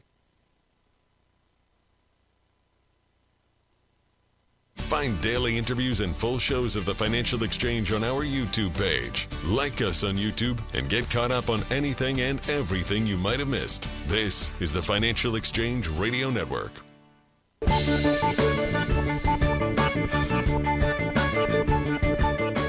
Trivia question today was, how many number one hits did George Harrison write after his time with the Beatles? That would be 3, which was My Sweet Lord in 1970, Give Me Love in 1973, and his final one was Got My Mind Set on You in 1988. Winner today of the Financial Exchange Show t-shirt was Peter from Nashua, New Hampshire. Congrats to Peter. And we play trivia every day here on the Financial Exchange. See complete contest rules at financialexchangeshow.com. Lawmakers in D.C. continue to really fight over the new tax laws that the Trump administration wants to put into place. And certainly a continuation of the 2017 tax rules are a priority. But obviously, the Trump campaign rallied a lot on a number of different tax breaks, whether it be for individual payers in high tax states through the SALT cap, whether it be tipped workers, what else do we have? Overtime workers, Social Security recipients. There were a lot of constituencies to play to during the campaign, and they're all taking competing priorities in Congress. But there's a piece in Bloomberg today specifically about a little loophole that was created after the Trump tax cuts went into place, and it's a little bit complicated, but I think worth explaining. So as part of the Trump tax cuts, one of the ways they were able to afford a lot of the big cuts was to say, okay, you can no longer deduct all of the state and local taxes that individual payers pay. So here in Massachusetts or in even higher tax states like New York and California, let's say you're a high income earner and you pay $100,000 in state income taxes. You used to be able to deduct all of that against your federal tax return and receive a nice little deduction. That was capped at $10,000. What states did, which was quite honestly just accounting genius, was say, okay, what we're going to do here is create a loophole specifically for business owners in our state, because we don't want them all leaving the state, was, I think, a lot of the concern. And so what they did in states like Connecticut was the first to do it, but New York, Massachusetts, many other states followed suit, was say, we are going to allow certain businesses to pay their state income taxes for the owners of those companies at the corporate level on behalf of the owners. So what that practically meant was, hey, Armstrong Advisory Group can go and pay the presumed income tax that your shareholders will owe the state on behalf of your shareholders, and we will treat that as a credit to the taxes that they would have otherwise owed. And because the company is paying it, it comes as basically a reduction in profit at the corporate level, which then allows them to reduce it off of their federal income tax nonetheless. This is obviously angers some people who wrote the law and didn't want to see this type of thing happen, but has also ingratiated a number of really wealthy business owners to their state legislators who made sure that this type of rule went into place. Now it's obviously all on the table again. Lawmakers are talking about doing away with these loopholes, making them illegal, making it so that they cannot go into place. They did pass muster at the federal court level, and courts refused to slap them down. But now the question is, okay, do you let this type of thing continue? Do you just do away with the SALT cap in the first place, like the Trump campaign pledged to do while campaigning in New York, for example? Or do you come up with some negotiation? Right now, the cap is $10,000. So if you think about it, right, you're paying property taxes, income taxes. If it exceeds $10,000, maybe you paid $50,000 in total. You only get to take $10,000 off the top unless you are a business owner. Maybe they increase that to $30,000, and that's kind of the negotiating tactic. But all of these things cost serious money, and I genuinely don't know where the priority is. Obviously, keeping the corporate tax rate where it is. I think keeping the federal, income tax rates where they are is a priority. But what's more important, increasing the SALT cap or not taxing Social Security? Increasing the SALT cap or reducing taxes on overtime or tips? I don't know if you have a sense. I certainly have no idea what Congress is most interested in terms of cutting taxes further. Nope. No clue. Yeah, I don't either. And I think Nobody it'll does. start. I think it'll start to become clear over the course of the next few weeks who the winners are and who the losers are of the next tax code changes that we see go into place here. If you're nearing retirement age and are concerned about how to protect your assets, you need to call Cushing & Dolan, the experts in elder law. Their new guide is called Back to the Basics, and it will help you create a plan that can help you understand issues like avoiding probate, passing your assets along to your family, and potentially eliminating your estate taxes. This free guide has all the information you need to build a safe and secure estate plan that will give you peace of mind as you close in on retirement. Call 866-848-5699 right now and request your free guide today. You can also request a no-obligation consultation to review any current planning you've done. Cushing & Dolan have been helping families like yours for more than 30 years. Let them help you too. Get their new guide called Back to the Basics today by calling 866-848-5699. That's 866-848-5699, or you can request the guide from their website, legalexchangeshow.com. The proceeding was paid for, and the views expressed are solely those of Cushing & Dolan. Cushing & Dolan and/or Armstrong Advisory may contact you offering legal or investment services. Cushing and Armstrong do not endorse each other and are not affiliated. Egg prices remain just the story that keeps on giving this year. We reported earlier this month on February 1st that thieves in Pennsylvania stole about 100,000 eggs from a distribution trailer in Greencastle, Pennsylvania, making off with the $40,000 worth of eggs in the Great Egg Heist of 2025. There's also been reported issues at the border of a growing black market for eggs. U.S. Customs and Border Protection agents are finding evidence of a rising black market in eggs. Confiscation of eggs at ports of entry has increased 29%. The Trump administration has been trying to figure out solutions to the problem. They've had conversations with Turkey in terms of importing some eggs there, but that's not going to be a long-term solution either. And there's even conversation about requiring farmers to vaccinate their flocks against the disease that is just kind of ripping through the American egg flock right now. And again, that would be interesting because you have some people in the administration that are not very pro-vaccine at the moment. So I have he'll be ushered out of the room. They'll find something for him to do. This is a potential problem for it's a big open sore. They campaigned on the issue, and the issue has resurfaced. It's relatively recent, so they own it.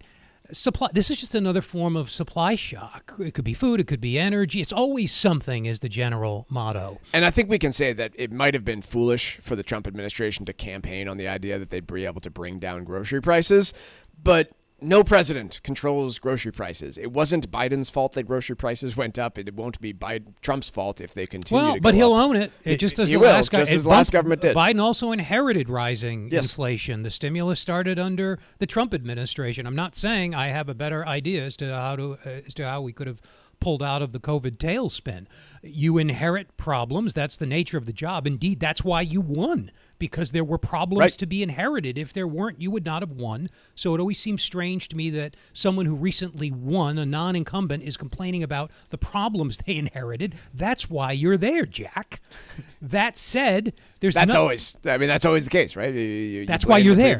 But yes, that's why you're there. But you always blame the previous If you beat an administration. incumbent, you won because there were problems. Yes. To then complain about those problems, well, it's normal, I guess, anyway. So there's nothing he can do about egg prices in the short term, but the Fed does have to take them into account, and so should those making fiscal policy. They feed into inflation directly, into headline inflation. I think the egg prices accounted for something like half of the overall food at home increase that you saw in the month of January when we last looked at CPI. I didn't know it was that high. It's not something you can readily ignore because it is a staple that just goes into everything that we consume. This was part of the challenge of the 70s, in addition to the Fed keeping policy too easy because they overestimated how fast the economy could grow. So they got that wrong. But there was a succession of food, energy. I'm going a little bit out of order, but there were a succession of shocks that were hitting the economy throughout the 70s that blinded the Fed in its other eye. I think we should all just get comfortable with eating ostrich eggs. I don't know who grows ostriches. How much cholesterol do you think's in one ostrich egg? They're If massive. a typical egg has like 250 milligrams, Load me up. Load me up. Tucker's going to look up how much cholesterol is in an ostrich egg, but we're going to take a quick break. And when we come back, we're going to have stack roulette, but we're also going to find out 5,200 milligrams. I hope. That's a lot. Let's take a quick break. You'll Stack die. roulette is next. Miss any of the show? The Financial Exchange Show podcast is available on Apple, Spotify, and iHeartRadio. Hit the subscribe button and leave us a 5-star review. This is the Financial Exchange Radio Network. Understanding the costs of Medicare can be complicated. Hi, this is Chuck Zada from the Armstrong Advisory Group. Medicare was originally a 2-part program, but is now 4 parts, and making sure you know what you're eligible for and how much you'll need to pay is key to having the right healthcare coverage as you get older. Medicare is divided among parts A, B, C, and D, all of which have different premiums, deductibles, and coinsurance. Our new guide called Understanding Medicare, Essential Questions Answered, can help you learn about these issues and others, such as whether Medicare pays for long-term care. Call the Armstrong Advisory Group at 800-393-4001 and request your free guide today so you can determine which plan works best for you. That number again is 800-393-4001, or you can request the guide online at armstrongadvisory.com. The proceeding was paid for by Armstrong Advisory Group, a registered investment advisor. Nothing in the ad or in any Armstrong guide is specific financial, legal, or tax advice. Consult your own financial, tax, and estate planning advisors before making any investment decisions. Armstrong may contact you to offer investment advisory services. The calendar is turned and the cold is here to stay. So now's the perfect time to plan that getaway to the U.S. Virgin Islands. Act now and take advantage of a special promotion to St. Croix. Experience a vibe like no other and receive a $250 per person airfare credit and a free hotel night when you book a 5-night minimum stay with any participating hotel before June 30th, 2025. St. Croix is known for its incredible history and spectacular architecture, along with world-class cuisine, incredible golf courses, and a wide variety of water sports. From the moment you arrive, you'll fall naturally in rhythm with the heartbeat of the islands. There's no money to exchange, and travel from New England could not be easier. America's Caribbean paradise is waiting for you. Experience a vibe like no other on the island of St. Croix. Go to visitusvi.com and use the code VIBE2025 for more information and book your trip today. That's visitusvi.com and code VIBE2025.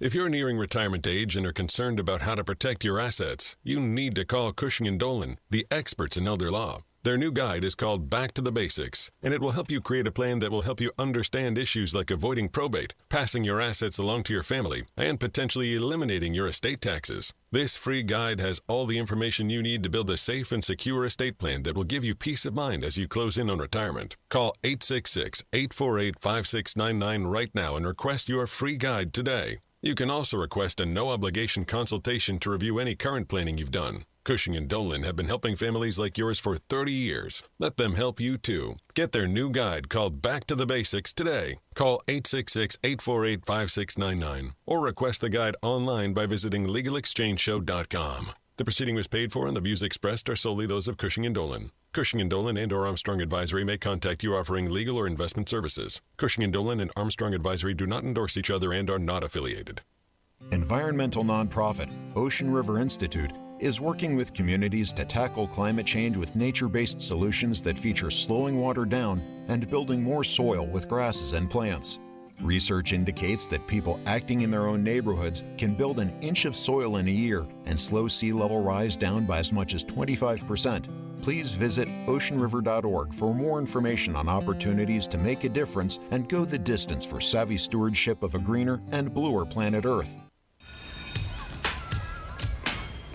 Here at the Massachusetts Department of Elementary and Secondary Education, we are committed to all students not only attending, but succeeding at school. Your presence is powerful. Share why you attend at doe.mass.edu. Sponsored by the Massachusetts Department of Elementary and Secondary Education.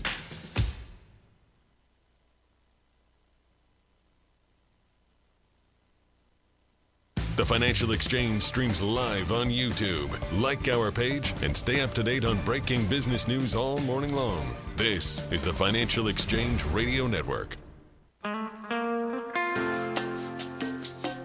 The Financial Exchange is proud of our partnership with the Disabled American Veterans Department of Massachusetts. This year's 5K will be here before you know it, so mark your calendars for Saturday, November 8th. We'll be keeping you updated on registration information in the coming weeks, but in the meantime, if you want to help our great American heroes right now, just visit dav5k.boston, where you can make a donation today and support programs such as the Veterans Transportation Program, which takes injured vets to their medical appointments. That's dav5k.boston. Well, I know none of you asked, I'm going to tell anyway. According to Food Republic, both ostrich eggs and chicken eggs, contain 154 calories per serving. Ostrich eggs have more protein, though, coming at 13.3 grams compared to 11. Less fat, less sodium as well, but slightly more carbs and cholesterol. So if slightly more per serving, per 100 grams, equivalent quantity per 100 grams. Yes. So how many? I don't have the raw data for you there, Mark. It's just a summary. More protein. More protein, more cholesterol. You're going to look. Your bulky. Hair will look really good in your casket. Correct. Yes. Okay.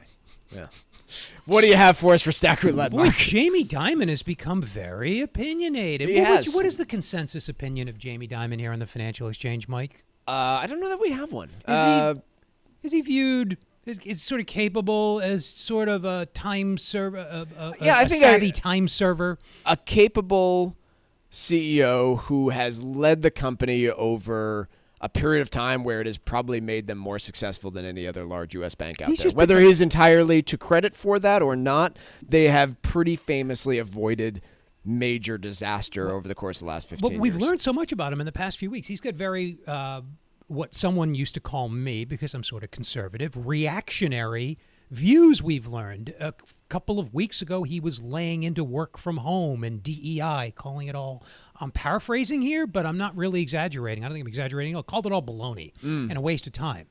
This morning, he's reported in Bloomberg as saying that, well, Elon Musk is actually doing a lot of good. There's a lot of waste, and here I'm toning it down. There's a lot of waste, fraud, and abuse. It needs to be done. It's not just about the deficit, yada, yada, yada.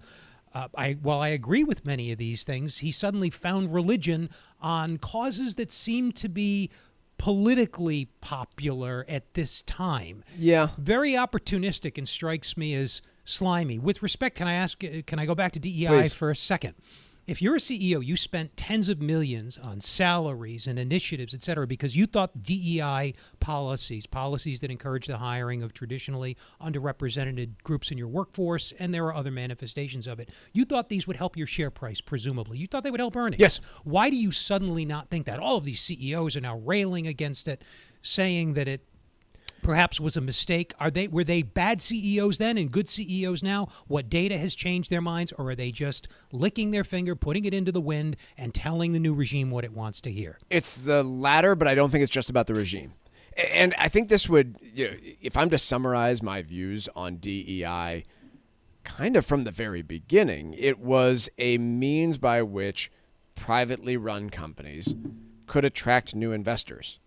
I think very simply, many, many companies went out there and said, okay, this is clearly something that's being demanded. Go look at the Harvard Endowment Fund. They're not going to purchase our shares unless we take these initiatives to slap a DEI label on what it is that we are doing. And I think many, many cases of this were pretty disingenuous of just saying, okay, we can do this low-hanging fruit stuff that we were probably going to do anyway, slap a DEI label on it, and our shares will get picked up by this new fund that is focused on diversity, equity, and inclusion, or going green, or any number of different things. I don't put these in different camps. I think they were always about profit and stock price growth.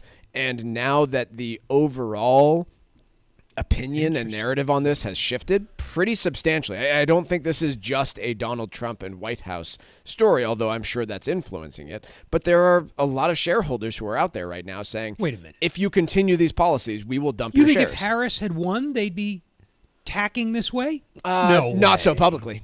No, not so publicly. It but is sort of but I think that to curry favor with the fact that Harris didn't win speaks to the fact that this is where the country you're kicking is my butt kind this segment, Mike. Is kind of showing. Slow you up. I think from the people asked about this from the very beginning. Okay, good point. My answer was always, look, these companies don't actually believe this, right? They're doing DEI or they're doing green because it's what they think investors want at the moment. It's not actually costing them anything. They're not making any long-term shifts in their policies. They are simply checking a box. It was very superficial. And so this move to the other direction, I'm not sure it actually is. I think it's just kind of a return to where they were over the course of the last decade and doing away with some of the big kind of public announcements that they were making on these initiatives. It's a good point. It doesn't cost them a lot. You're right. It's mostly hot air either way. It's not universal, right? There are some companies who were genuine about it, are sticking to their guns on it, and are pushing forward with these because they believe that they are truly transformative to their business and attracting customers, and they are truly, genuinely moving forward with it. Why would you want to alienate any group? I'm sorry, I interrupted you. Go ahead.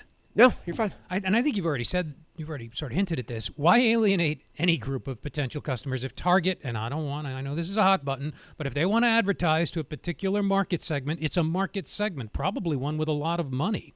Wouldn't it be smart to diversify your customer base a little bit by doing that? Yeah. So in any case, I think that probably 90% of companies out there, the stuff that they did on this front was superficial and not terribly meaningful and was there to attract new investors that wouldn't have otherwise purchased their shares or gone to their bank or bought their chapstick. I don't know. Right. And now that sentiment has shifted on that, they are sometimes quietly and sometimes very publicly poo-pooing what they previously did. So it all seems to me very superficial in both directions. And yeah, a lot of it is, I think, CEOs sticking their finger out and saying, which way is the wind blowing? I'm going to react to that. And I don't think that I don't know that necessarily diminishes Jamie Dimon's performance as He's CEO. overdoing it, Mike. He's overcompensating. He's overcorrecting. But that's kind of what he does. He comes out there every 30 days and says that a recession is coming. Watch out, the hurricane is blowing, and that's kind of that's true. what Have he a does drink, for some right? reason. Markets remain open and are off their lows for the day so far. Dow off 51 points, a little bit more than 0.1%. S&P off 47 points, 0.8%. And the NASDAQ off 288 points or 1.5 percentage points. We'll have a full market recap for you tomorrow, and then close the bell tomorrow. We have Nvidia earnings, which do have the possibility of moving markets as well. Talk to you tomorrow, folks. Have a great rest of your day.